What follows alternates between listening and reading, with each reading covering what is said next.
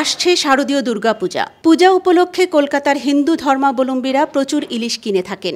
বর্তমান সরকার কারো ধর্মীয় অনুভূতিকে আঘাত দিতে চান না বলেই বিশেষ অনুরোধে ইলিশ রপ্তানির সিদ্ধান্ত নেয়।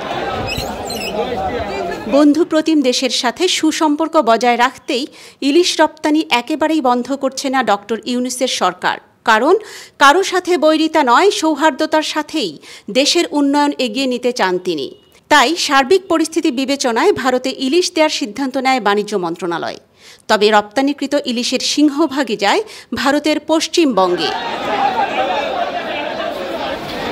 যদিও প্রথমে ৩,০০০ টন ইলিশ রপ্তানির কথা ছিল, কিন্তু পরে দেশের চাহিদার কথা মাথায় রেখে তা ২,৪২০ টনে নেমে আসে। ভারতের সাথে বিভিন্ন দিক দিয়ে দ্বিপাক্ষিক ব্যবসা বাণিজ্য রয়েছে বাংলাদেশের। অর্থনীতিতে কোনো বিরূপ প্রভাব এড়াতে এবং উন্নয়নের চাকা সচল রাখতেই এই সিদ্ধান্ত নেওয়া হয়েছে। উপদেষ্টা পরিষদ গঠনের পর দায়িত্বপ্রাপ্ত মৎস্য ও প্রাণিসম্পদ উপদেষ্টা ফরিদা আক্তার আশ্বাস দেন, ইলিশের ব্যাপারে আগে দেশের চাহিদা মেটানো হবে, এরপর বিদেশ। কিন্তু পরিস্থিতি বিবেচনায় সে সিদ্ধান্ত থেকে কিছুটা সরে এসেছেন এই উপদেষ্টা।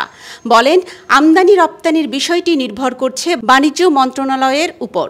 যদিও নেটিজেনরা মনে করে ভারত তথা মোদি সরকারকে কেন ইলিশ দেয়া হবে, কারণ মোদি সরকার বিগত দিনে হাসিনা সরকারকে দীর্ঘদিন টিকে থাকতে প্রত্যক্ষ ও পরোক্ষভাবে সহযোগিতা করেছে।